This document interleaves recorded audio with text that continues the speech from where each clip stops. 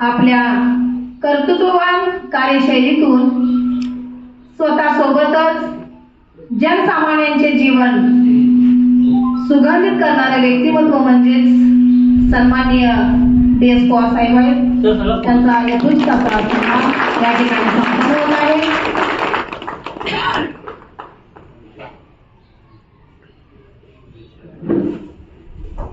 यानंतर आपल्या कागल तालुका मुख्याध्यापक संघाच्या वतीनं आज या ठिकाणी एक दिवसाची कार्यशाळा आयोजित केलेली आहे. यासाठी उपस्थित सर्व व्यासपीठ आता नावं घेत नाही, पाठ झालीत सगळ्यांना, आणि सर्व मुख्याध्यापक आणि शिक्षकेतर बंधू भगिनीनो, विशेष करून लिपिक बंधू भगिनीनो, जे सेवानिवृत्त झालेत, आता सत्कार ज्यांचा झाला, जे गैरहजर आहेत, त्या सर्वांचं सेवानिवृत्तीनिमित्त मी त्यांना उर्वरित आयुष्यासाठी खूप खूप शुभेच्छा देतो. नवीन मुख्याध्यापकांना किंवा नवनियुक्त जे लिपिक आहेत त्या सर्वांना त्यांच्या पुढच्या यशस्वी कारकिर्दीसाठी शुभेच्छा देतो. आणि आपण आता मूळ विषयाकडे यायचं आहे. आपल्याला काय अपेक्षित आहे त्याबद्दल तुमची प्रातिनिधिक मंडळी, पवार सर असतील, बुगडे सर असतील, मला वाटतं मंगळवारी कोल्हापूर SSC बोर्डामध्ये ते आले, आणि शिक्षणाधिकाऱ्यांचं 21 जून 2022च्या पत्राच्या अनुषंगानं आम्हाला काय मार्गदर्शन करता येईल का अशी विचारणा केली. मी सुरुवातीला 10 मिनिटं नकारच देत होतो. माझा रोल आता संपलेला आहे. माध्यमिक विभागाशी मी विभागीय मंडळामध्ये आहे आणि कामाच्या व्यापातून मला काय जमणार नाही हे मीही सांगत होतो. पण एकूण त्यांचा आग्रह आणि मलाही देत गेल्यानं जरा पुन्हा माझ्याही ज्ञानाला चांगली ऊर्जित अवस्था येईल असं वाटलं. बरोबर 1 तपानंतर आपण सार्वत्रिक मीटिंग घेतो आहोत. 2012ला माझी रत्नागिरीला उपशिक्षणाधिकारी म्हणून बदली झाली. 12 ते 16 रत्नागिरीला काढल्यानंतर 16 पासून अगदी 2021 पर्यंत मी डेप्युटी डायरेक्टर ऑफिसला काम केलं, आणि नंतर माध्यमिकला 2-3 महिने, पुन्हा आता बोर्डामध्ये सहसचिव पदावर पदोन्नती झाली. बायचान्स मला सचिव पदाचा चार्ज मिळाला. आता कोणी तिथं नाही, अध्यक्ष नाही, सचिव नाही आहे. त्यामुळं गेल्या परीक्षांचं नियोजन, नेतृत्व आणि आताचं नेतृत्व मी करतो आहे. अगदी नवीन भाग आहे मला, पण मला 1% तरी आज अखेर अडचण आली नाही. कारण माहिती करून घेणं आणि त्याचं इम्प्लिमेंटेशन होणं. आता मी फोनवर बोलत होतो, ते आजच्या परीक्षेतल्या काय अडचणी आहेत का, राज्यमंडळाला तसा मेसेज पाठवणं आवश्यक असतं, आणि 1-2 केंद्रावर काय अडचणी होते ते मी लगेच सांगितलं, त्यांना अलाउड केलं ते असं करून टाका म्हणून मध्ये कॅशेट जरा थांबली होती. असो, ठीक आहे. कसं आहे माहिती का, एक शेतकरी शेजारच्या शहराच्या ठिकाणी दररोज लोणी विकायला जायचा. लोणी विकायला गेल्यानंतर त्या शहरातल्या एका दुकानदाराला त्याच्या लोण्याची टेस्ट आवडली, आणि म्हणून दुकानदाराने सांगितलं की शेतकरी बाबा, मला दररोज 1 किलो लोणी आणून देत जा. शेतकऱ्याने सांगितलं, आता आहेत माझ्याकडं ते 1 किलो नाही आहे, मला मात्र ऍडव्हान्स मध्ये 1 किलो साखर आणि 1/2 किलो चहा पावडर असं दोन्ही दे. दुकानदाराला त्यानं सांगितलं, आणि उद्यापासून मी 1 किलो लोणी तुला देईल. मग ऍडव्हान्स मध्ये 1 किलो साखर दिली, चहा पावडर 1/2 किलो दिली, शेतकऱ्यांना घरात आणली. दुसऱ्या दिवसापासून तो नियमितपणे त्या दुकानदाराला लोणी 1 किलो नेऊन द्यायचा. 1 महिना 1.5 महिना गेल्यानंतर दुकानदाराला असं वाटलं की शेतकऱ्यांना दिलेला लोणी आहे ते 1 किलो आहे का नाही पाहावं, म्हणून त्यानं त्याचं वजन करायचं ठरवलं. ते बरोबर 900 ग्रॅम निघालं. राग आला त्या दुकानदाराला, प्रामाणिकपणे मी याच्याकडून दररोज लोणी घेतो आहे आणि शेतकऱ्याने माझ्याबरोबर फसवणूक करणं योग्य नाही म्हणून दुसऱ्या दिवशी तो वेटिंग करायला लागला. त्या शेतकऱ्याची वेटिंग करायला लागला. दुसऱ्या दिवशी शेतकरी आला आणि शेतकऱ्या आल्याबरोबर त्यानं सांगितलं ठीक आहे तुझं वजन, तू आणलेल्या लोण्याचं वजन करूया पाहूया. त्या दिवशी सुद्धा 900 ग्रॅम वजन वाढलं. मग लगेच दुकानदार खवळ आली, म्हटला तुला कळत नाही का, इतके दिवस माझी फसवणूक केलीस तू, मी तुला 1 किलो मागतोय आणि तू आतापर्यंत मला दररोज 900 ग्रॅमच दिलंस, ही फसवणूक बरोबर नाही. रागारागानं सांगितलं शेतकऱ्यानं, नम्रपणे सांगितलं की दुकानदार दादा माझ्याकडे कुठलं वजन, माझ्या घरी काही वजन नाही, तुम्ही पहिल्या दिवशी जी साखर 1 किलो दिली होती त्या मापानच मी तुम्हाला 1 किलो लोणी देत आहे. म्हणजे जसं कर्म तसं फळ आहे. मी जर काय दिलंच नाही, योग्य दिलं नाही तर त्याची परतफेड योग्य होणार नाही. अत्तर जर सुगंधी व्हायला पाहिजे असेल तर फुलंही सुगंधी शोधावी लागते. मला जर अत्तर व्हायचं असेल तर माझ्याजवळ सुगंधी फुलं असणं आवश्यक आहे. आणि म्हणून मी काय करतो हे फार महत्वाचं आहे, कसं करतोय हे महत्वाचं आहे. मुख्याध्यापकाची, लिपिकाची जबाबदारी काय आहे, माझ्या कर्तव्यात काय काय आहे हे कधी मी MEPS रूल ओपन करून वाचलं का, माझ्याकडे आहे का तो 81चा नियमावली, अनुसूचित ज मध्ये काय कर्तव्य आहेत मी पाहिलीत का, मुख्याध्यापकाची सामान्य प्रशासन म्हणून काय कर्तव्य आहेत, शैक्षणिक काय कर्तव्य आहेत,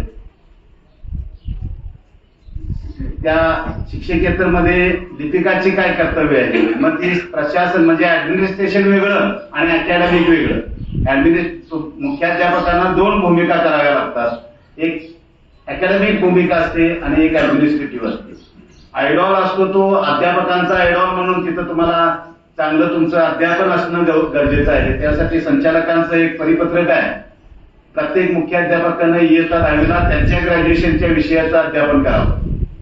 आणि ज्यावेळेला संच मान्यता होत होत्या, प्रपत्र 1 आणि 1 घेऊन त्यावेळेला DS पवार नावाचे उपशिक्षणाधिकारी ते निरखून पाहत होते मुख्याध्यापक 10वीला शिकवतात का नाही, आणि शिकवत नसतील तर फेकून देत होतो मी स्वतः ते वेळापत्रक, आणि ते दुरुस्त करून आणा, मुख्याध्यापकाने शिकवायला पाहिजे.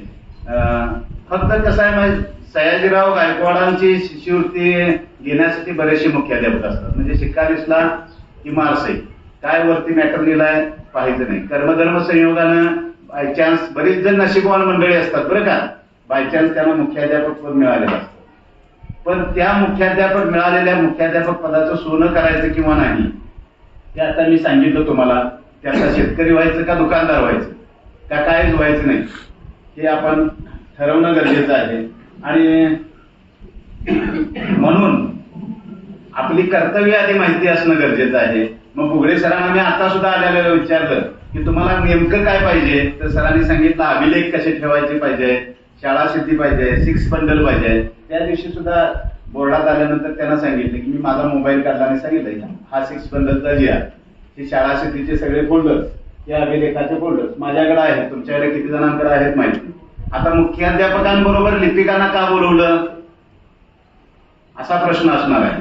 हे 2च व्यक्ती असे आहेत की ज्या दोन्ही बाजू म्हणजे शिक्षकांना सांभाळणं आणि विद्यार्थ्यांना सांभाळणं हे कर्तव्य त्या दोघांच्याकडेच आहे, मुख्याध्यापक आणि लिपिकांकडे. शाळेतलं सर्व रेकॉर्ड हे मुख्याध्यापकांच्या जरी जबाबदारीत असलं तरी कस्टडीमध्ये असणार आहे ते लिपिकाच्या. मला वाटतं सर्व लिपिकांच्या कस्टडीमध्येच हे सगळं अभिलेख वगैरे असतात, बरोबर ना सर? म्हणजे असावेच लागतील, लक्षात घ्या. मुख्याध्यापकांच्या काही मुख्याध्यापक असतात, PG पवार सर जर समजा आपल्याच लॉकरमध्ये मस्टर ठेवून गेले तर मला वाटतं 2-2 दिवस सुद्धा काही वेळेला सह्या होणार नाही. म्हणजे फॅक्ट सांगतो सर. चौगले सरांचं पण तसंच होतं. छोटी शाळा हे मुख्याध्यापक, कारण PG पवार सर जिल्हा मुख्याध्यापक संघात पदाधिकारी, तिथूनच त्यांना निरोप येणार राज्याला मीटिंग आहे, मग 3 दिवस तिकडच, मग सह्या कुठं करायच्या, त्यापेक्षा सेनाजीकडे त्यांनी दिलेलं बरं. म्हणजे तू बघ सह्या घ्यायचं का नाही ते ठरवायचं फक्त ते सुरळीत असणं गरजेचं आहे. विश्वास अविश्वास फार महत्वाचा ह्या सगळ्या भानगडीत आहे. आणि म्हणून माध्यमिक शाळा संहिता आणि MEPS रूल मी नेहमी तुमच्या 4 वर्षे सलग मी मिटिंग्स घेतल्या तुमच्या 4-5 तारखेला. काही जणांच्या सुधारणा झाल्या, काही जणांच्या झालेल्या सुधारणा कमी होत आल्या. असू द्या, ठीक आहे. बॅटरी लो झाली, पुन्हा चार्जिंग करावी लागते आणि ती चार्ज करण्यासाठी म्हणून मी आलेलो आहे. काही जणांना रिपीट वाटेल, पण रिपीट जरी असलं तरी ते म्हणजे भांड आतून जास्त घासावं लागतं का बाहेरून, हे आता आमच्या भगिनींना सगळ्यांना माहिती आहे. म्हणजे भांड कुठून घासावं लागतं, स्वयंपाक केल्यानंतर जास्त घासावं लागतं. स्वयंचिंतन करा, त्यावर कथा सुद्धा आहे. पण नंतर योग बायचान्स आला, वेळ मिळाला तर मी ती कथा सुद्धा तुम्हाला सांगेन. भांड कुठून का घासावं लागतं, आतून जास्त का बाहेरून जास्त. असो, ठीक आहे. तर भांड बाजूला ठेवून आपण आपल्या कर्तव्याकडे यायचं आहे. अभिलेख कसे लिहायचे, काय लिहायचे याबद्दल कुठेही काही नियमावली नाही. पण कोणकोणते अभिलेख असावेत हे मात्र माध्यमिक शाळा संहिता नियम 83 मध्ये आहे. आणि नियम 83 जर आपण उघडला तर आता शिक्षणाधिकाऱ्यांनी जे तुम्हाला व्हॉट्सअप मार्फत पाठवलेलं 19/6/22 जे पत्र आहे त्यामध्ये त्याने असं सांगितलं की आम्ही खालील अभिलेख मूल्यमापनासाठी येणार आहोत. पण आधी त्याआधी मी असं म्हणतो आहे की महत्वाचे अभिलेख कोणते आणि त्या अभिलेखांचं वयोमर्यादा काय असते हे मला माहिती असणं गरजेचं आहे. आणि म्हणून त्याबद्दल जरा लिहून घेणार असाल तर लिहून घेऊ शकता. आणि नसेल तर नियम सांगितला बस झालं. एवढं चालेल का? नियम 83 काय असेल त्यावर मग त्यामध्ये कसं आहे पहा की प्रतवारी ठरलेली अभिलेखांची प्रतवारी ठरलेली ब क ड. आता अवकड म्हणजे काय? च रेकॉर्ड हे कायम ठेवायचं असतं. ब च रेकॉर्ड 30 वर्षासाठी आहे. क च रेकॉर्ड आहे ते 10 वर्षासाठी आहे. आणि ड च रेकॉर्ड आहे ते 18 महिन्यांसाठी आहे. 18 महिने म्हणजे 1.5 वर्ष.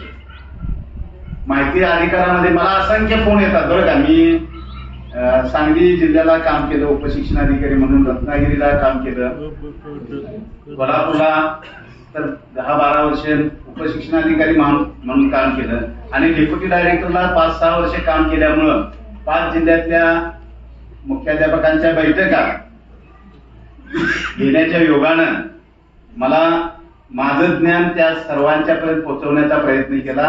5 जिल्ह्यातून कुणालाही मुख्याध्यापकाला शंका आली तरी 11th आवरला मी लगेच त्यांना याबद्दलची माहिती सांगतो आहे.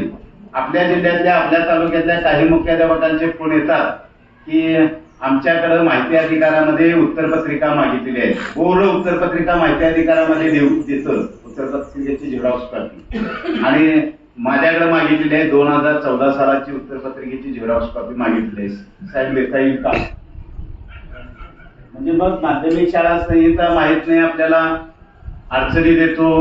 मी ती उत्तरपत्रिका मी म्हणजे मुख्याध्यापक, काही मुख्याध्यापक देऊन टाकतात आणि मग तो त्यावरून काय करतो की आपण निकाल कसा लावतो आपल्या सर्वांना माहिती आहे. आधी शेवटची फिगर फिक्स उजव्या बाजूची आणि नंतर मग इकडे म्हणजे निकाल आपण उजवीकडून डावीकडे देतो. खरं म्हणजे आपली मराठी पद्धत लिहिण्याची आहे डावीकडून उजवीकडे. पण निकालाच्या दिवशी मात्र त्या 15 दिवसात आपलं सगळं बदलतं आणि आपण उजवीकडून डावीकडे. म्हणजे आधी 42 मार्क्स फिक्स करायचे, मग घटक चाचणी तोंडी परीक्षेचे काय करायचे पेन्सिलनं देऊन टाकायचे त्याची. मग ते मॅच झालं की मग परफेक्ट जोडी झाली, बाहेर पडली. असं करतो. मग असं काय जर त्या तपासलेल्या उत्तरपत्रिकेत असेल तर काय करायचं? तर मग मी त्यावेळेला सल्ला देतो की माध्यमिक शाळा संहिता नियम 83 नुसार उत्तरपत्रिकेचं लाईफ 18 महिने आहे. त्यामुळं 18 महिन्यापेक्षा जादा कालावधीची आपण उत्तरपत्रिका मागितलेली आहे. सदरची माहिती कार्यालयात उपलब्ध नाही. आपला अर्ज निकाली काढण्यात येत आहे. बस झालं. आणि माहीतच नसेल तर तो अडचणी देण्याची शक्यता आहे. आणि म्हणून आता हे मी सांगितलं बकड कायम 30 वर्ष 15 वर्ष 10 वर्ष 5 वर्ष काय असेल ते 18 महिने. मग कोणकोणतं साहित्य आहे तर जनरल रजिस्टर काय असणार आहे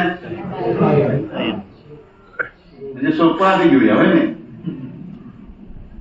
त्यानंतर डेडस्टॉक सगळे म्हणजे फर्निचर असेल, ग्रंथालय असेल, प्रयोगशाळा असेल, साधन सामुग्री प्रयोगशाळेची किंवा हे सगळं डेस्कटॉप रजिस्टर असेल, हे कसं आहे? कायम आहे. सगळी परिपत्रक जी आदेशाच्या बाहेर कशा असतील? कायम असणार ना. जे कायमच असणार आहे, तो बदलायचा किंवा काय आहे काय गरज नाही. शासन निर्णय, परिपत्रक, एबीपीएस रूल, एसएस कोड यामधल्या तरतुदी ह्या कायम असणार आहे. भविष्य निर्वाह निधीची नोंदवही कायम. आणि सगळ्यात महत्वाचं बघा, कायम आहे पण मी लिहितो का? लॉगबुक हे कायमचा अभिलेख आहे बरं का. म्हणजे जनरल रजिस्टर जर कायमचं असेल, डेस्कटॉप रजिस्टर कायमचं असेल, तर लॉगबुकला का महत्व आहे? लॉगबुक मुख्याध्यापकांनी, उपमुख्याध्यापकांनी आपल्या अधीनस्थ असणाऱ्या शिक्षकांचं केलेलं परीक्षण, त्याचं मूल्यमापन, त्याचा गोपनीय अहवाल म्हणजे लॉगबुक आहे. आणि म्हणून लॉगबुक हे कायमचं रेकॉर्ड आहे, कायमचा अभिलेख आहे. त्यानंतर कीर्द म्हणजे रोकड वही, पे बिल, कर्मचाऱ्यांचे वेतनपट त्याला म्हणतो आपण, आणि वेतन विषयक सर्व बाबी यांचं लाईफ आहे 30 वर्ष. कीर्द 30 वर्ष. आता त्यावरून तुम्ही अबकड असं लिहिलं तरी चालतं बरं का. अबकड असं लिहिलं तरी चालू शकतं. ऑडिट रिपोर्ट्स 30 वर्ष.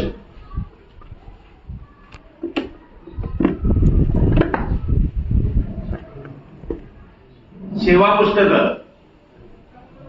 शाळेत तो शिक्षक काम करत आहे तोपर्यंत आणि अधिक 2 वर्ष, म्हणजे सेवानिवृत्तीनंतर 2 वर्ष.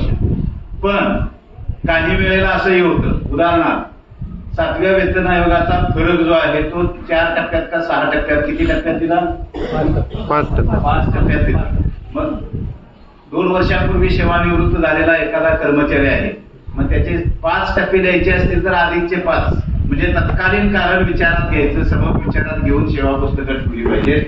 ही सेवा पुस्तकं आपल्याजवळ असणं गरजेचं आहे.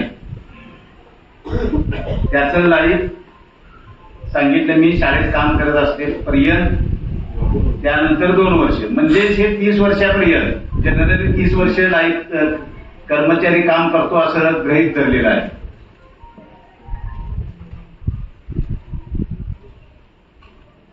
नियुक्त केलेल्या शिक्षकांकडून मिळालेली कार्यमुक्ती प्रमाणपत्रे म्हणजे काय? वेगवेगळ्या प्रशिक्षणासाठी वगैरे जर शिक्षक गेला असेल तर तो कार्यमुक्त झाल्यानंतर त्यांना आपल्या ऑफिसला कार्यमुक्ती सर्टिफिकेट दिली असती. त्याचं ही लाईफ आहे 30 वर्ष.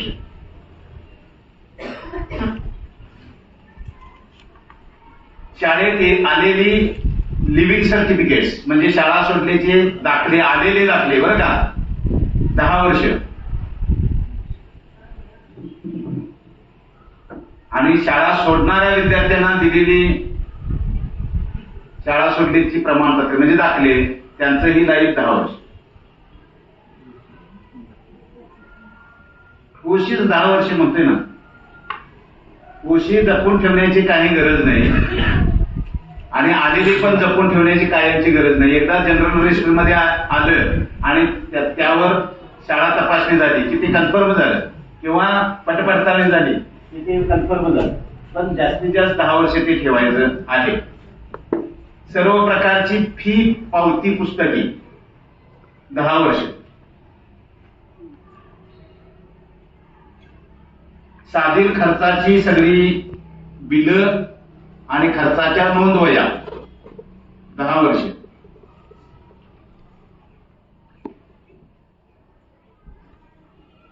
हजेरी पत्रक मग विद्यार्थ्यांचे असतील किंवा कर्मचाऱ्यांचे असतील 10 वर्ष.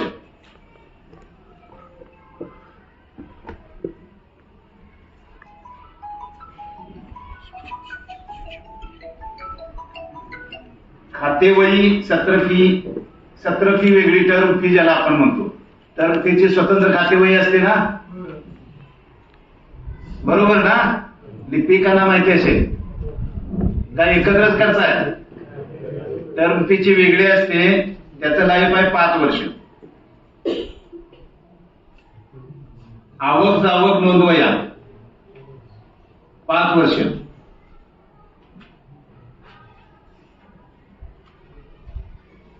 सर्व वर्गांच्या उत्तरपत्रिका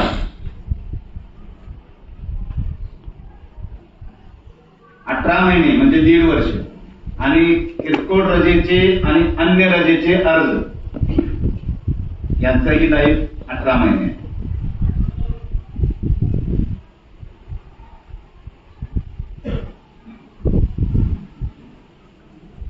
आता तपासणीला आलेल्या अधिकाऱ्यांनी सुद्धा काही यातल्या बाबी मागितल्या तर तुम्ही बिनधास्त सांगायला पाहिजे. म्हणजे आता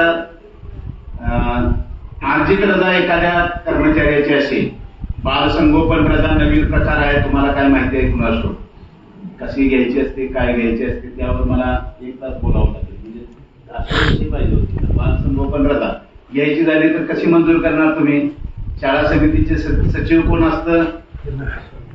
मुख्याध्यापक. लिपिक म्हणणारा हेडमास्टरना विचारा कशी सांगायची. आता मुख्याध्यापकांना तो बालसंगोपन रजेचा JR मिळवण्यापासून मग तयारी वाटते सर, बरोबर ना? मग कशा हरकत घ्यायची, काय द्यायची माहिती असणं गरजेचं आहे, अपडेट असणं गरजेचं आहे. असो येणाऱ्या तपासणी अधिकाऱ्यांना त्याही बाबी तुम्ही जाणून द्यायला पाहिजे. कदाचित DS पवार तपासणीला आलेले आहेत आणि त्यांनी मागितलं 2019 आम्हाला निकाल काढून द्या. आता तुम्ही देणार गडबडीत, मी अनुभवलंय ना. त्याचं साधं उत्तर चाणाक्ष मुख्याध्यापक असेल तर काय सांगेल, सर यशस्वी प्रमाण 18 महिन्यापेक्षा जास्त झालेला आहे, आम्ही त्याची विल्हेवाट लावली. सरळ सांगून टाकायचं रद्दी टाका. पण त्यावेळेला तुमच्या डोक्यावर नको पाहिजे बरं का. तुम्ही अशा लाखाखाली बसलेला असता आणि सगळ्या उत्तरपत्रिकेचे बंडल तुमच्या डोक्यावर असतं. आपण शाळेत जाऊन बघायचं कुठं असतं सगळ्या उत्तरपत्रिका. आणि रद्दी कुठं असते? मुख्याध्यापक आणि लिपिक जिथे बसतात त्यांच्या डोक्यावर असते. ते भूषणाव असते. जणू काय मी त्या बैलगाडी खाली जत्रेला जाताना एक कुत्रा असतो, तो दुलत असतो बघा लगेच. त्याला वाटत असतं काय, गाडी मी चालवतोय, रुबाब असतो तसा. आणि तशा रुबाबातच तुम्ही गेलाय म्हणून काहींच हे झालेलं आहे, शरद तळवळकरांसारखी अवस्था झालेली आहे. म्हणजे ते पण असणं भूषणावं आहे बरं का. शरद तळवळकरला एकदा एका वार्ताहरानं विचारलं की ते टाकले तर तुम्हाला काय त्रास होतो का नाही. त्यात तर शरद तळवळकरांनी अगदी नम्रपणे कबूल केलं की ती टक्कल आहे म्हणून मला चित्रपटांमध्ये घेतात. कारण त्यावेळेला असं कॅरेक्टर सहजासहजी खरं उन्नरी मिळत नव्हतं. त्यांचा एक प्रकारचा डान्स, कुणी शरद तळवळकरांचे जुने पिक्चर्स पाहिले असतील तर भगवान डान्स नावाचा त्यांचा डान्स असायचा. आणि त्या टकलीवर त्यांचा विनोदाची करण्याची पद्धत असायची. त्या पत्रकाराला त्यांनी सांगितलं की या टकलीमुळेच माझा संसार वगैरे सगळा सुखाचा आहे, आनंद झालाय, कधी कधी दुःखही झालंय. मग पत्रकारानं विचारलं आम्हाला जरा सांगा ना, आनंद दुःख कधी झालाय. शरद तळवळकरांनी पुन्हा विचारलं, आधी दुःख सांगू का आनंद सांगू? तर अगदी आनंद सांगा. बायको डोक्यावर कधीही चढून बसली नाही म्हणजे चढली की कसं डोक्यावर घेतली बायको असं मला कुणी आजपर्यंत म्हटलं नाही. कारण चढली म्हटली डोक्यावर किती लगेच ते पत्रकार असले मग म्हटले आता दुःख सांगा. सकाळी उठल्यानंतर तोंड कुठपर्यंत धुयाचं हेच कळत असो. म्हणजे मुद्दाम तुम्हाला एक रटाळ व्हायला नको पाहिजे म्हणून सांगितलं. आता हे जे अभिलेख सांगितलेले आहेत ते यशस कोड मध्ये आहेत. पण प्रत्यक्षात मी वापरतो ते अभिलेख 100 अभिलेख होऊ शकतात. म्हणजे माझ्याकडे तरी यादी स्वतःनी केली आहे. फार तर मी ती तुमच्या कागल ग्रुपवर नंतर सोडेल. पण त्यामधलं आता काय लिहायला पाहिजे, काय नाही लिहायला पाहिजे. उदाहरण सांगतो, माझी समृद्ध शाळा रजिस्टर. आता माझी समृद्ध शाळा रजिस्टर जर लिहायचं झालं, असं रजिस्टर घालायचं झालं तर हा त्या शाळेचा उपक्रमाचा भाग असू शकेल. माझी शाळा समृद्ध कशा कशाने झाली त्या बाबतीतलं विवेचन त्यामध्ये कदाचित असू शकेल. आता शाळा विकास आराखडा असं एक रजिस्टर घालायचं आहे. मग तुम्ही स्वतः विकास आराखडा तयार करायचा असतो दरवर्षी. मुख्याध्यापकांनी या वर्षी मला काय करायचं आहे, मग त्यामध्ये दोन बाबी येतील. इन्फ्रास्ट्रक्चर जे असेल म्हणजे भौतिक सुविधा मला काय वाढवायचे आहे. समजा आता ते शाळा सिद्धीकडे गेल्यानंतर तुमच्या लक्षात येईल मी शाळा सिद्धीकडेच जाणार आहे म्हणजे सगळे अभिलेख त्यामध्ये येऊ शकतील. भौतिक सुविधा द्यायचे आहेत. मुला मुलींसाठी स्वच्छतागृह पाहिजे. मग किती संख्येला किती मुताऱ्या पाहिजेत आणि किती शौचालये पाहिजे हे माहिती पाहिजे आहे. मग विकास आराखड्यामध्ये तुम्ही 22-23चा 23-24चा करायचा असेल. आता जर 2च असतील शौचालय तर त्याची 4 संख्या करायची असेल तर विकास आराखड्यामध्ये तुमचा तो प्लॅन आला पाहिजे. विकास आराखडा म्हणजे काय भविष्यातला प्लॅन आणि यापूर्वी काय डन केलेला आहे 2 बाबी येतील. म्हणजे आता तुमचं वर्तमानात काय आहे आणि भविष्यात तुमचे काय काय प्लॅन आहेत म्हणजे तुमची वाटचाल काय आहे. आता आम्ही बोर्डानं काल एक आमच्या वेबसाईटला परिपत्रक पोस्टानं एक स्पर्धा घेतलेली आहे. 2047 सालचा भारत 25,000 रुपये 1 नंबरला बक्षीस आहे. त्यावर निबंध द्यायचे म्हणजे 2047चं उद्दिष्ट सेंट्रल गव्हर्नमेंट किंवा पोस्ट डिपार्टमेंट आज बघताय 22 साली. तसं मी मुख्याध्यापक म्हणून किमान पुढच्या वर्षीचं काय बघू शकतो. माझ्या शाळेत काय इन्फ्रास्ट्रक्चर पाहिजे. या वर्षी माझ्या शाळेमध्ये असणाऱ्या 122 बेंच पैकी इतके मोडणार आहेत संभाव्य आकडा आहे. मग जागा ते घ्यायचे आहेत किंवा पुरेसे घ्यायचे असतील तर माझा विकास आराखडा काय असणार आहे. किती बेंचेस घ्यायचे आहेत, किती खुर्च्या घ्यायच्या आहेत, नवीन ऑडिओ व्हिज्युअल साधनं काय घ्यायचे आहेत, स्मार्ट टीव्ही काय घ्यायचे आहेत का, मुलांच्या सोयीसाठी गणवेश घ्यायचे आहेत का, अवांतर वाचनासाठी पुस्तकं घ्यायची आहेत का, ते सगळं ह्या बाबी विकास आराखड्यामध्ये येतील. म्हणजे अशा पद्धतीचं एक रजिस्टर तुमच्याजवळ असणं गरजेचं आहे. ते कोणी पाहिजे म्हणून कृपया करू नका बरं का. तुमच्याजवळ हे सगळे मायक्रो प्लॅन असलेच पाहिजे. जे आता मुख्याध्यापक आज झालेत आता सत्कार केला आणि जे पूर्वी होते तुम्ही आम्ही सर्वांनी बीएड केलेलं आहे. त्यामध्ये 15 दिवसाची पाक्षिक शाळा चालवलेली आहे. अभ्यासक्रमामध्ये भविष्यातले आराखडे आपण तयार केलेले आहे. अगदी ब्ल्यू प्रिंट संविधान तक्ता आपण ज्याला म्हणतो ते बीएडला असताना 4 मार्काची नोटच लिहिली त्यावर म्हणजे पाठ केला संविधान तक्त्याची ती 4 मार्काला येणार म्हणून मी सुद्धा पाठ केली होती बरं का. म्हणजे एक पॅरेग्राफ होता संविधान तक्ता 100% आमच्या कुलकर्णी सरांनी सांगितलं होतं. के कुलकर्णी म्हणून गारगोटीला होते त्यांनी सांगितलं हे 100% हा प्रश्न येत असतो म्हणून आम्ही पहिल्या आठवड्यामध्ये संविधान तक्ता पाठ केला आणि शिक्षक झाल्यानंतर संविधान तक्ताच विसरला. आता तुमच्या शाळेतले संविधान तक्ते म्हणजे तुम्ही घेताय त्या परीक्षा त्या संविधान तक्त्याप्रमाणे आहेत का. आज आमच्या ऑफिसमध्ये बोर्डाच्या ऑफिसमध्ये पुनर्मूल्यांकनाच्या 10वीच्या आलेल्या अर्जांचं जे मॉडरेटर आहेत त्यांची बैठक होती 11ला. त्यांना मी 15-20 मिनिटं काय बघायला पाहिजे हे सांगून आलो. म्हणजे मॉडरेटरना मी मॉडरेटर केलेलं नाही, मी एक्झामिनर शिप केलेली नाही. मी शिकवलं 4 वर्षे कधी 94 सालापर्यंत शिकवलं. पण आज बरं का आजच्या घडीला पुनर्मूल्यांकन कसं करावं माझ्या अपडेट नॉलेजनं मी आताच बोलतो.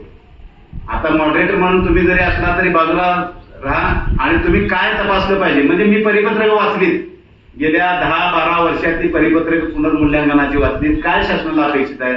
मुलांच्यावर अन्याय होता कामा नये पण फालतू मार्क्स पण देता कामा नये. मग कुठं मार्क्स वाढतात ती कशा पद्धतीनं घ्यायला पाहिजे आणि कशा पद्धतीनं त्याचं मूल्यांकन करायला पाहिजे हे मात्र मी सांगून आलो. म्हणजे मी अपडेट आहे. तुम्ही आहात का तुमच्या शिक्षकांच्या बाबतीत हे पाहायला पाहिजे. म्हणून आपल्या शाळेत ब्ल्यू प्रिंट्स पाहिजे. संविधान तक्ता मग प्रत्येक विषयाचा संविधान तक्ता पाहिजे. त्यासाठी 2011-12ला शिक्षण संक्रमण मध्ये 9वी-10वीचे ब्ल्यू प्रिंट्स आलेले आहेत. आता ते काढलं पाहिजे. माझ्या घरी ते शिक्षण संक्रमण आहे ब्ल्यू प्रिंट्स वाले म्हणजे महत्वाचे शिक्षण संक्रमण सुद्धा आहेत बरं का. म्हणून आता शिक्षण संक्रमण आला विषय म्हणून सांगतो. मी वाचतो का शिक्षण संक्रमण.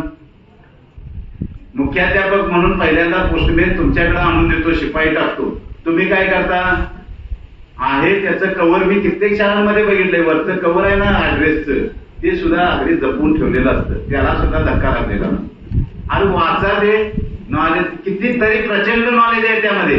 कधीतरी वाचून बघा तुम्हाला जरा बरं वाटेल. म्हणजे वाचनाची सवय पाहिजे बरं का. माझी शॅक आहे. माझी घरापासून मी ऑफिस पर्यंत यायला 4 किलोमीटरचं अंतर आहे माझं घर ते माझं ऑफिस. पण मी शॅक आणतो. शॅक मध्ये काय आहे पाण्याची बॉटल आणि 3 पुस्तकं आहेत. 100% आता माझी शाळेत काढली तर 3 पुस्तकं असणार. विनोदाचं एक असणार, कवी म्हणजे पद्याचं एक असणार, कवितांचं, आणि एक व्यक्तिमत्व विकासाचं. ज्या मूळ प्रमाणे असेल त्या पद्धतीने ते पुस्तक काढ. आज आता सुद्धा गेला तर आहे माझी काय. आता इथं सुद्धा माझ्या हे पुस्तक आहे, यामध्ये माझं एक पुस्तक आहे. मी आता येता विचार बनवा सुंदर करण्यासाठी, आणि त्यात मला एक कोटेशन आवडलं, मी ते तुम्हाला नंतर वेळ मिळाली तर ते पण सांगणार आहे. ते असं काहीतरी पाहिजे ना, नाही तर दुसऱ्याची माफं काढण्यातच आपलं गेलं का नाही. बघा, स्वयंचिंतन करा. काय त्यामुळं काय झालं, माणूस प्राणी असा आहे की महिला मंडळामध्ये गेल्यानंतर परत महिला मंडळातनं उपस्थिती झाल्यानंतर एक महिला घरी आली आणि आपल्या पतीला सांगायला लागली की 4 दिवस अमुक अमुक हे आलेली नाही, त्यामुळं आज आम्ही परत आलो. मग ती गैरहजर असेल तर काय करता, नाही तिच्याबद्दलच आम्ही बोलत असतो. म्हणजे 4 दिवस, आता 4 दिवस तिच्याबद्दलच बोलत होतो. सगळं बोलून संपलं म्हणून आज जरा लवकर आलो. बाकीच्या सगळ्या अशा उपस्थित होत्या.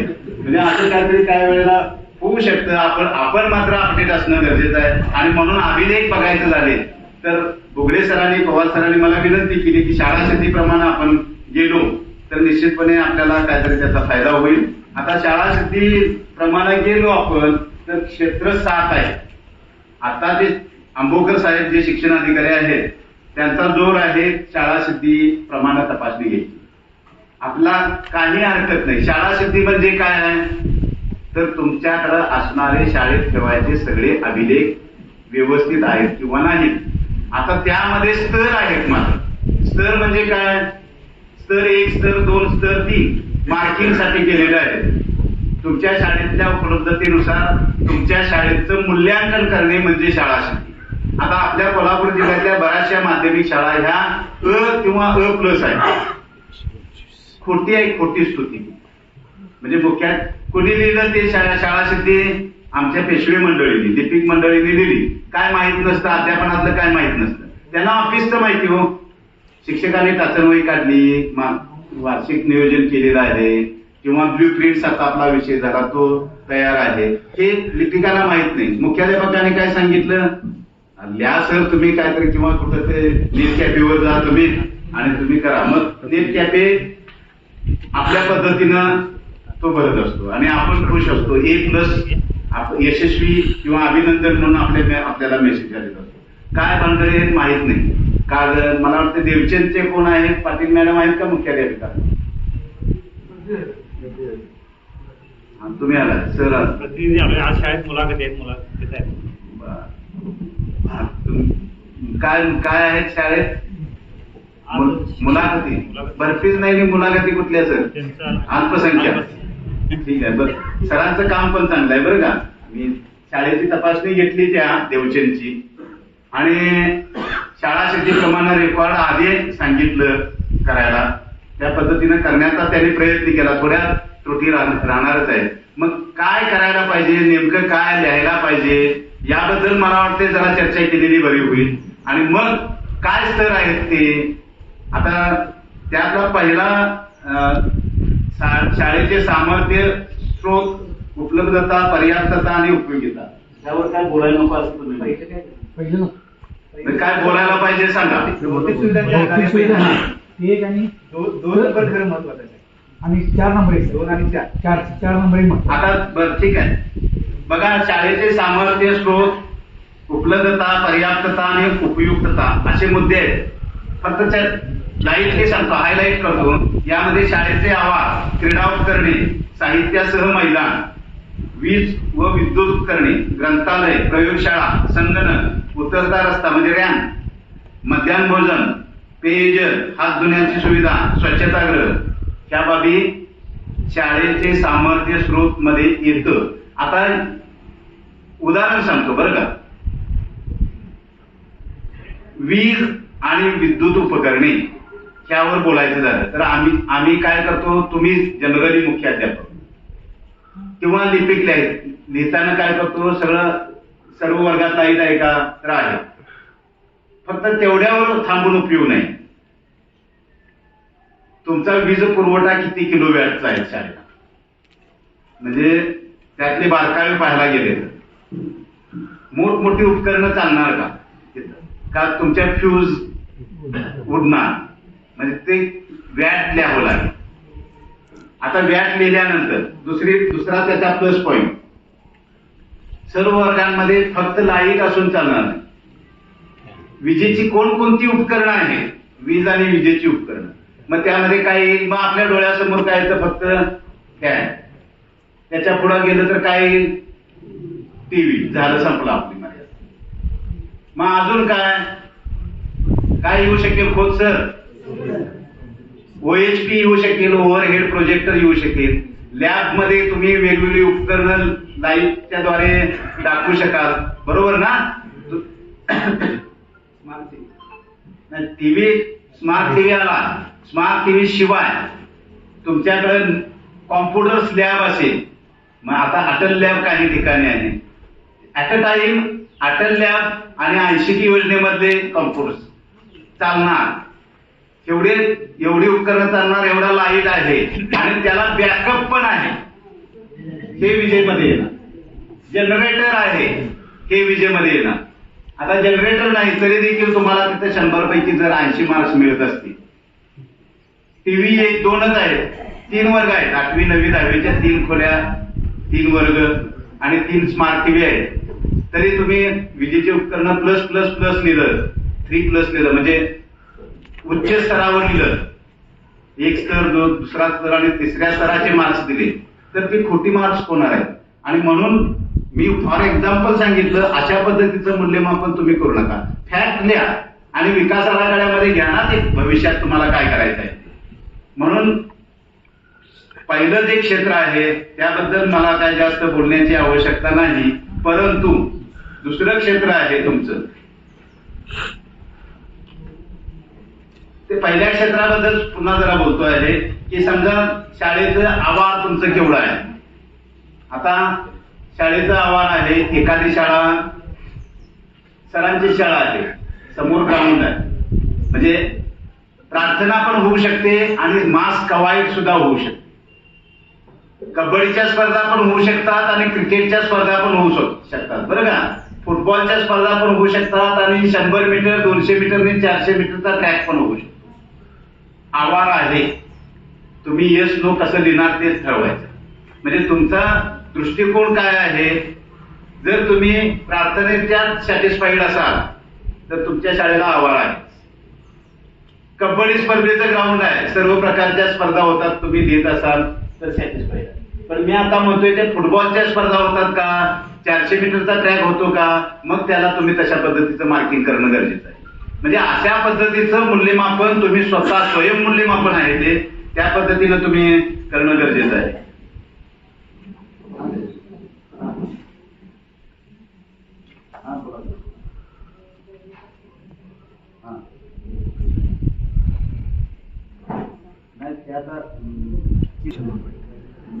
MPS रूल 1981 नियम 27 ते 35 पर्यंत नुसार कार्यवाही करावी असं ते.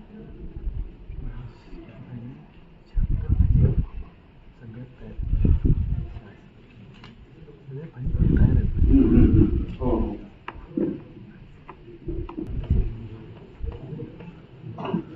परीक्षेच्या मध्ये शेअर करायला हरकत नाही. एका केंद्रावर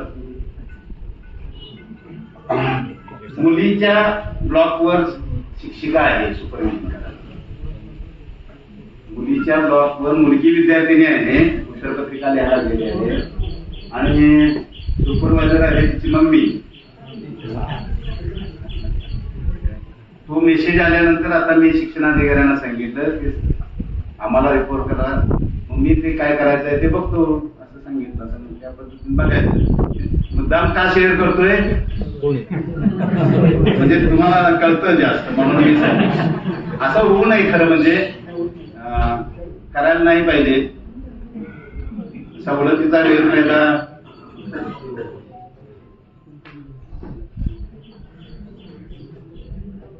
कारण शाळा कसा आहे माहितीये का, जरा विषयांतर करतो. आता 12वीला किती परीक्षेला बसले असतील, पुरवणी परीक्षेला विद्यार्थी तिन्ही जिल्ह्यात?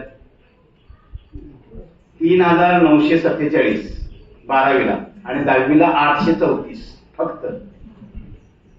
बोर्ड परीक्षा झालीच नाही. फायदा घेतला, कोरोनाची सवय झाली, आमच्या गुरुजी लोकांना शाळा नकोच होती, त्यामुळं ऑनलाईन परीक्षा घ्यायची. ती विकृत मनोवृत्ती आपली व्हायला लागली बघा.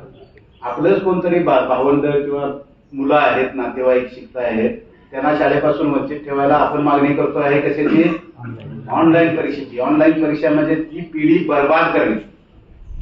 शाळा स्तरावर परीक्षा झाली तर आता काय झालं पुन्हा कोल्हापूर जिल्ह्यातल्या मी स्वतः काउंट केलं 750 पेक्षा जादा शाळांचे निकाल 100%. शाळा स्तरावर परीक्षा, बोर्ड परीक्षा नव्हे, ब्लॅक बोर्ड परीक्षा झाली. म्हणजे मी सुद्धा दोषी आहे बरं का त्यात. खरं कुठंतरी आपण तुम्हाला मला ज्या वेळेला आपण शाळेला जात होतो त्यावेळेला तुमचे माझे वडील अजून 2 फटके द्या म्हणून सरांना सांगायला येत होते, आम्ही काय येणार नाही. शिक्षकही तसे होते, पालकही तसे होते. आता कोण बिघडलंय म्हणजे काय सांगा, कसं जगायचं, कणत कणत की गाणं म्हणत. म्हणजे मी निकाल जाहीर करताना मला आनंद होत नव्हता बरं का. 750 शाळा कोल्हापूर जिल्ह्यातल्या 100% पेक्षा जादा आणि मेरिट विद्यार्थ्यांचं सगळं मी नाव सांगत नाही. फिजिक्स, केमिस्ट्री आणि बायोलॉजीच्या 12वीच्या एका परीक्षा केंद्रावर 177 मुलांना 80 पैकी 80 मार्क सलग नंबर 80 पैकी 80 मार्क. म्हणजे ते बरं वाटत असेल त्यांना, पण आपण खेळलोय ना, त्यांना खोटी खोटी स्तुती केली, बेडकाला आपण हत्ती किंवा बैल म्हणून संबोधायला लागलो. तसं व्हायला नाही पाहिजे ना. 177च्या 77 मुलं आउट ऑफ मार्क्स काढतील का? एकाच शाळेची मुलं बरं का. म्हणजे किती भयानक आहे. पगार कशासाठी घेतला त्यांनी, त्या शिक्षकांनी? मुख्याध्यापक काय करत होते, काय यंत्रणा करत होती? मला वाटतं 1-2 विद्यार्थ्याला तरी जरा असं डावलावं. मी त्यातल्या अशा रॅन्डमली उत्तरपत्रिका घेतल्या आणि आम्ही 10-12 जण बसलो असे गोपनीय कक्षामध्ये आणि मी माझ्या उत्तरपत्रिकेत मला मिळालेल्या उत्तरपत्रिकेतला प्रश्न क्रमांक वाचला. सगळ्यांचा तोच आहे, तोच क्रमांक. म्हणजे first line to last line same. आणि ती म्हणून मी सांगितलं ब्लॅकबोर्ड परीक्षा आली म्हणजे सगळ्या आधीच उत्तरपत्रिका तयार. कारण यावर्षी अर्धा तास ज्यादा, प्रश्नपत्रिका आधी 2 तास शाळेत आणि कार्यतत्पर आमचे सगळे गुरुजन तयार. 4 जणांना वाटूनच द्यायचं ना. नंबर 1चं उत्तर तयार करतात, 2 नंबर प्रश्न क्रमांक 3, 4, 5, 6 संपले. अर्ध्या 15 मिनिटांमध्ये उत्तरपत्रिका तयार. म्हणजे होऊ नये खरं म्हणजे, पण असं होत असेल तर कृपया सदसद विवेक बुद्धीनं टाळा. वस्तुनिष्ठ मूल्यमापन होऊ द्या. हे सगळं जग आहे ते सगळे बुद्धिवादी लोकांनीच चालवलंय असं नाही. मी मागे सुद्धा काही वेळेला दाखले दिलेले आहेत. तुमच्या माझ्यासारखे काही वेळे आहेत म्हणून हे जग चाललेलं आहे. कोणतरी शंका विचारणारा असावं, कोणतरी मार्गदर्शन करणारा असावं, कोणतरी आडकाठी आणणार असावं, तर हे सगळं चालणार ना. आपल्या 5-6 सदस्यांच्या घरात कुटुंबात सुद्धा मतभेद असतात ना. कोण हुशार असतं, कोण कमी असतं. कधीतरी माझ्या आईकडून, माझ्या पत्नीकडून मीठ ज्यादा पडतं, कमी पडतं, विसरून जातं, काहीतरी होत असतं. 177च्या 77 80 मार्क्स काढतात म्हणजे काय? असो, 2 नंबरच्या क्षेत्राकडे आपण यायचं आहे. त्यामध्ये अध्यापन, अध्ययन आणि मूल्यांकन असं ते क्षेत्र आहे आणि त्यामध्ये गाभा मानकं काय आहेत ते सांगतोय. शिक्षकांची विद्यार्थ्यांविषयी जाणीव. उदाहरण आपण घ्यायचंय बरं का. आता शिक्षकांची विद्यार्थ्यांविषयी जाणीव याचा अर्थ काय? पवार सरांची ही जी शाळा आहे त्या शाळेमधल्या प्रत्येक विद्यार्थ्याची काय स्थिती आहे, कौटुंबिक स्थिती काय आहे, सामाजिक स्थिती काय आहे, आर्थिक स्थिती काय आहे, याच्याबद्दलची काय माहिती शाळेने घेतलेली आहे. त्यावर स्तर 1 ठरणार, स्तर 2 ठरणार, स्तर 3 ठरणार. म्हणजे काय होते पहा, विद्यार्थी ज्या समाज जीवनाचा घटक आहे, तिथल्या सामाजिक आणि सांस्कृतिक बाबींची माहिती असणे. म्हणजे आता पवार सर काय सांगतील किंवा त्यांचा एखादा शिक्षक काय सांगेल, सिद्धमिरली गावचा आहे, तो गरीब कुटुंबातला आहे, शेती आहे, विषय संपला. म्हणजे आमच्या एका विद्यार्थ्याचं म्हणत नाही, मी अशा सर्व विद्यार्थ्यांच्या बाबत माझ्या शाळेत शिकत असणाऱ्या या विद्यार्थ्यांची माहिती काय घेतलेली आहे. मी मागे एक उपक्रम सांगितला होता तो कागलच्या मुख्याध्यापक मंडळींना. इयत्ता 5वीला विद्यार्थी आला आणि एक नोटबुक घातलं त्या विद्यार्थ्याबद्दल, प्रत्येक पानावर त्याचं नाव, त्याचा फोटो, 5वीला ऍडमिशन घेतलं किंवा 8वीला ऍडमिशन घेतलं, की तो 10वीत जाईपर्यंत त्यानं काय काय केलंय, त्याची सामाजिक स्थिती प्रवेशाच्या वेळेला काय होती. पहिल्यांदा उदाहरणार्थ सांगतो, 5वीला प्रवेश घेतलेला आहे, त्याचं नाव, त्याच्या वडिलांचं नाव, त्याच्या आईचं नाव, त्याची जन्मतारीख, त्याचं वजन आणि त्याची स्थिती काय आहे. आर्थिक दारिद्र्य रेषेतला आहे, सदर कुटुंबातला आहे, मध्यमवर्गीय आहे, त्याला 2 भाऊ आहेत, अशी प्राथमिक माहिती तुम्ही लिहिली. वडील मिळवते आहेत, नोकरीला आहेत, खाजगी कंपनीत आहेत, शेतकरी आहेत, शेतमजूर आहेत, काय असेल ते तुम्ही लिहिलं. किंवा कामगार आहेत, कुठंतरी MIDC मध्ये जातात वगैरे, जुजबी उत्पन्न आहे. तो 5वीत असताना त्यानं काय काय अचिव्हमेंट केले आणि अतिशय काय म्हणतो आपण वाईट वर्तणूक त्याची काय झाली, हायलाईट्स ठेवायच्या. त्याच्या हायलाईट्स त्याच्या वहीमध्ये 5वीच्या वर्गातल्या नोंदी त्याच्या ठेवायच्या. उदाहरणार्थ, वक्तृत्व स्पर्धेत सलग 2 वक्तृत्व स्पर्धेत नंबर आला, निबंध स्पर्धेत नंबर आला, किंवा मारामाऱ्या करतो, चोरी करण्याचा प्रयत्न करतो, उद्धट बोलतो, अश्लील वाक्य वर्गामध्ये वापरतो. आता संसदेनं सुद्धा अश्लील शब्द काय काय आहे ती भली मोठी यादी दिलेली आहे, मी वाचलेली आहे, ती आता इथं बोलायला नको. म्हणजे गद्दारी हा शब्द सुद्धा संसदेत आता बोलायचा नाही, किंवा नाही आता बोलत, ते विषयांतर होतंय, म्हणजे जास्त वाचलं की जास्त सांगायला होतंय, असं नको. तर त्या विद्यार्थ्याची अशी डायरी ठेवली, तीच वही 5वीची वही पुढच्या वर्षी 6वीच्या क्लास टीचरकडे हँडओव्हर करायची. 6वीच्या काय अचिव्हमेंट्स आहेत, मी काय म्हणतोय, 100 पेजेस वही त्यानं शाळेला द्यावी त्या विद्यार्थ्यांना. असं केलं तरी सुद्धा चालतंय.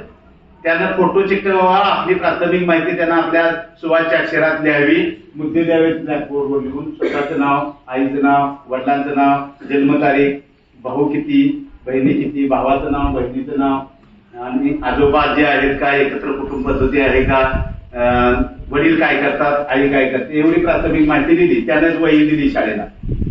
पुढच्या 2 पानात 5वीच्या वर्गातले अचिव्हमेंट्स दिली. वही हँडओव्हर 6वीला केली. पुढच्या 2 पानांमध्ये 6वीची अचिव्हमेंट्स दिली. त्याच्या पुढे 7वीची अचिव्हमेंट दिली. 10वी पर्यंत तुमच्या शाळेत राहिला. चालता बोलता अभिलेख त्याचा होईल का हो? बायचान्स समजा तो MPSC देऊन आला आणि तुम्ही शाळेने सत्कार करायचा ठरवला, तर तुम्हाला हिस्ट्री त्याची मिळेल का? त्याच्याजवळ जे नाही ते तुमच्या जवळ असेल.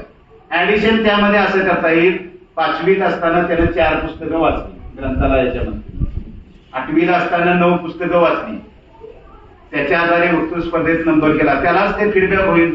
मग तुम्ही असं विद्यार्थ्यांच्या बद्दलची जाणीव जी आहे ती आता स्तर कुठला जाईल सांगा? हे असं आहे का कुठल्या शाळेत? आता मी सांगतोय ते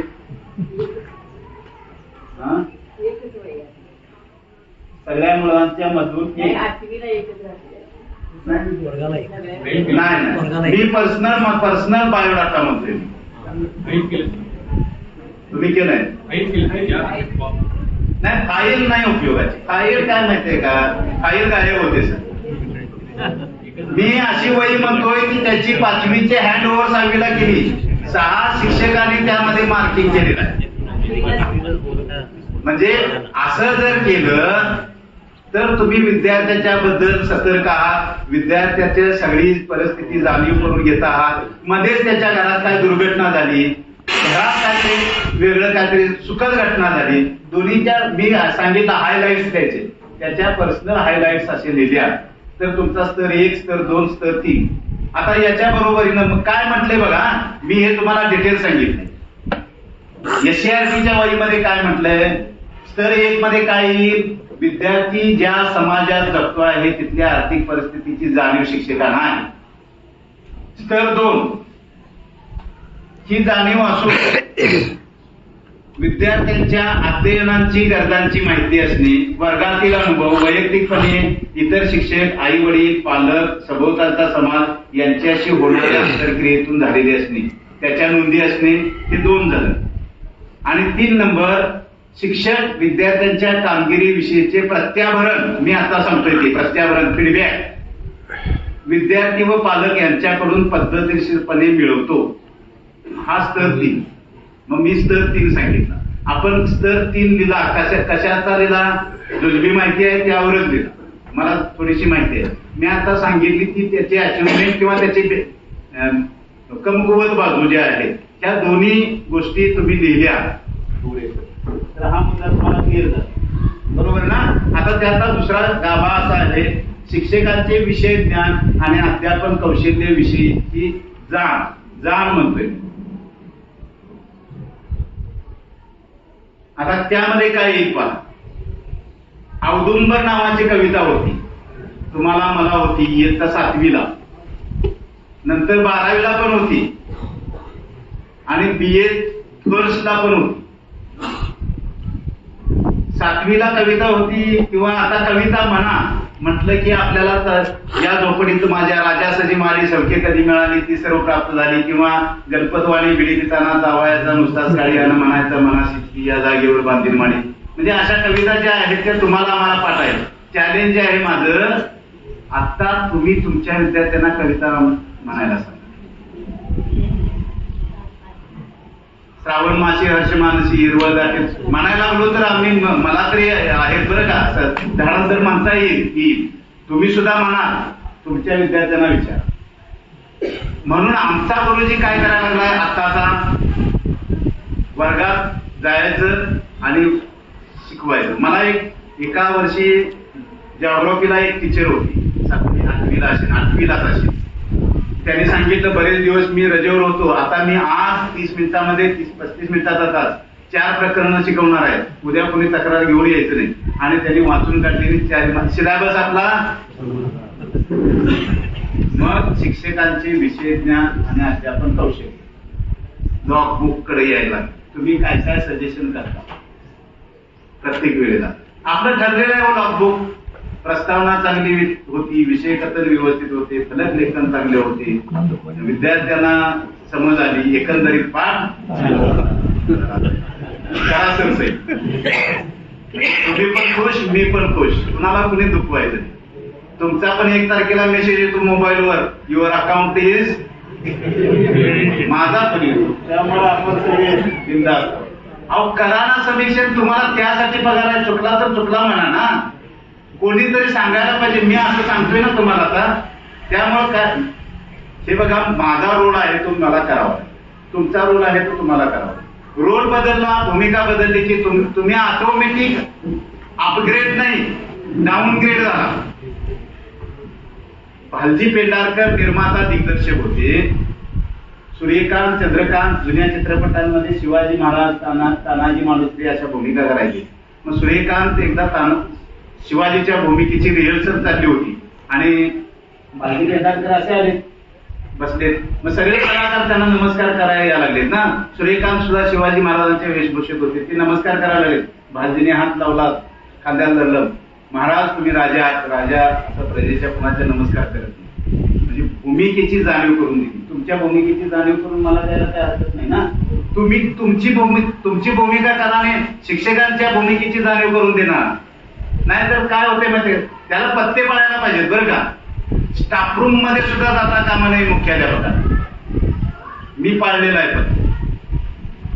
मुख्याध्यापकांना स्टाफ रूम मध्ये सुद्धा जाता कामा नये. शिक्षकांना बोलावून घ्यायचं. मीटिंग स्टाफ रूम मध्ये नाही घेतली पाहिजे. स्टाफ रूम मध्ये मीटिंग घेतली की तुम्ही स्टॉप झाला. म्हणजे फॅक्ट आहे सांगतोय मी केलेला आहे. मी मुख्याध्यापक 1.5 वर्ष झालेलो आहे.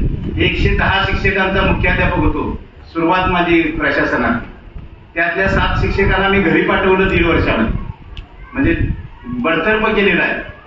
म्हणजे या पदावर आल्यापासून त्याच्या अगोदरच मी अभ्यास चालू केला होता MBBS.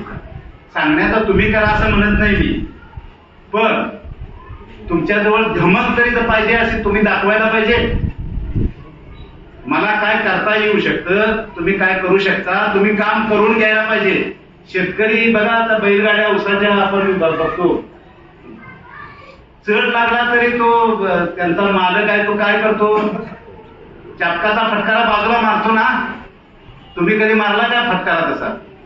प्रेम आहे का बैलांवर? नाही त्यांचं, पण आव आणतो का नाही फटकारा मारल्याचा, आणि पुन्हा गाडी ढकलायला पण जातो. तुमचा तसा रोल आहे हो. फटकारा पण मारला पाहिजे, जिथं कमी पडतोय तिथं पुश करायला पाहिजे. तुम्ही जर निवांतच बसला, जर मुख्याध्यापक कुणाला म्हणायचं जो उशिरा येतो आणि लवकर जातो, म्हणजे व्याख्या बदलत चालल्यात अलीकडे, सगळ्यांची आली पाहिजे. आमच्या ऑफिसची टायमिंग आहे 9:45. मी 9:45ला शार्प असतो, 15 मिनिटं मस्टर देतो, 10ला माझ्याकडे मस्टर असतो. आठवड्यातून दोघा तिघांना तरी बिनपगारी करतो. इथं बोर्डात करायचं झालं तर बस. मी केलं किती दिवस? 2 महिनेच पहिले. आता बिशादच नाही कुणाची 10 नंतर यायची. मला आत्मविश्वास आहे बाबा, बिशाद नाही म्हणतोय. काय करायचं आहे ते तुम्ही सुरुवातीलाच करा. नाहीतर कसं आपलं कसं झालंय माहितीये काय, कंडक्टर सारखं झालंय, सरका पुढे, चला सरका पुढे, फक्त नो ऍडजस्टमेंट. ठीक आहे, आपला शिक्षक त्याचं मूल्यमापन तुम्ही करायला पाहिजे. म्हणून त्याच्याकडचं स्कीम पहिल्यांदा तो कसं शिकवतोय, म्हणजे काय संकल्पना माहीत नाही तरी देखील मागाशी सांगितलं औदुंबर कविता शिकवली. दुसरा काय करतो आहे, स्तर 2 मधला आपल्या अडीअडचणींची चर्चा मुख्याध्यापकांबरोबर करतो, सहकारी शिक्षकांबरोबर करतो, विषय समित्यांमध्ये तो चर्चा करतो आणि अवघड विषय सोपा करण्याचा प्रयत्न करतो. आता तिसरं त्याचा स्तर 3 अध्यापन कौशल्य विकसित करण्यासाठी प्रशिक्षणाला उपस्थित राहतो, तज्ञ मार्गदर्शकांकडून माहिती करून घेतो आणि विद्यार्थ्यांना कृती आधारित अध्यापन करण्याचा प्रयत्न करतो. आता ह्या स्तरामध्ये तुमचे कुठे बसतात ते घ्यायचे. प्रशिक्षण म्हणजे आता ते काय शासनानंच घ्यायला पाहिजे असं नाही. प्रशिक्षण संस्था तुमची असेल तर संस्थेनं प्रशिक्षण आताची कार्यशाळा कोण घेतोय? आताची कार्यशाळा जर ठराविक मुख्याध्यापक किंवा तालुका मुख्याध्यापक संघ घेत असेल तर मुख्याध्यापक संघानं असं करावं, मराठीचा तालुका संघ, विज्ञानाचा संघ, त्या काही अडचणी आहेत, कायम राहू द्या, 6 महिन्यातून एकदा तरी येऊ द्या, वर्षातून एकदा तरी येऊ द्या. असं यासाठी प्रशिक्षण म्हणायला काय हरकत नाही ना. म्हणजे स्वतःचा टिफिन, स्वतःचं ट्रॅव्हलिंग असं करून जर चालवलं, म्हणजे कुणी काय अल्पोपार द्यायचा संबंध नाही. प्रत्येकानं आपला टिफिन बॉक्स आणायचा, प्रत्येकानं स्वतःच्या खर्चाने यायचं. पन्नूरच्या शाळेमध्ये 1 दिवसाचं मराठीचं प्रशिक्षण होईल. तुम्ही तज्ञ मार्गदर्शन देईल, होऊ शकतंय सगळं. तुमचा दृष्टिकोन पाहिजे. कसं आहे, फक्त दृष्टी असून चालत नाही पुढे सर, दृष्टिकोन सुद्धा पाहिजे. एका राजाला वैद्यानं सांगितलं की राजांची दृष्टी अजून कमी येणार, त्यांना सगळं हिरवं दिसायला पाहिजे. त्यांच्या नजरेत जर हिरवं आलं नाही तर 6 महिन्यात त्यांची दृष्टीच झालं. मग प्रधानानं सगळ्या मंत्र्यांना सांगितलं की महाराज जिथं जिथं जातील तिथं सगळं हिरवं रंग पाहिजे. म्हणजे आज वंडूरच्या शाळेत महाराज देणार आहेत ते, तर ही शाळा कसली व्हायला पाहिजे? हिरवी. पंचायत समिती कमलकर साहेबांच्याकडे जायचं आहे, ऑफिस सगळं कसं करायचं आहे? हिरवं. डी.आर. मानेंच्या शाळेमध्ये जायचं आहे मॅडमच्या. शाळा कशी पाहिजे? मुख्याध्यापकांना सांगणार राजा, तुमची शाळा आज काय करायची? हिरवी रंगवून घ्या, कारण आज महाराज येणार आहे.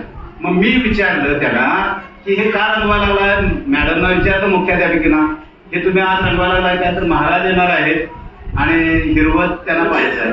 एक 5 रुपयाचा हिरवा चष्मा घेऊन द्या ना, सगळं हिरवं दिसेल. म्हणजे तुमचा दृष्टिकोन कसा आहे? सगळं रंगवत बसण्यापेक्षा हा दृष्टिकोन महत्वाचा आहे ना. तो दृष्टिकोन तुमच्या जवळ असणं गरजेचं आहे. अध्यापनाचं नियोजन, शिक्षक पाठ्यपुस्तकाप्रमाणे धडे शिकवतात, त्यांचे लक्ष अभ्यासक्रम शिकवून पूर्ण करण्याकडे असतो. मी सांगितलं तसं मगाशी. आता त्यानंतर टीचिंग लर्निंग मटेरियल घेऊन शिकवतात. स्तर 2, तुम्ही टाचन लॉगबुक मध्ये लिहिलंय काय, अध्यापनाच्या साहित्याचा वापर केलेला आहे केलेला नाही, काय करायला पाहिजे. लॉगबुक म्हणजे तुमचं मार्गदर्शन असतं बरं का. त्यांनी काय केलं आणि त्यावर तुमचं मार्गदर्शन. या वेळेला अमुक उपघटक शिकवताना शिक्षकाने अमुकचा वापर करणं आवश्यक होतं, हे द्यायला पाहिजे. एक मिनिट. घटक संपवणे दुसरा स्तर आहे तो टीचिंग लर्निंग मटेरियल शिक्षक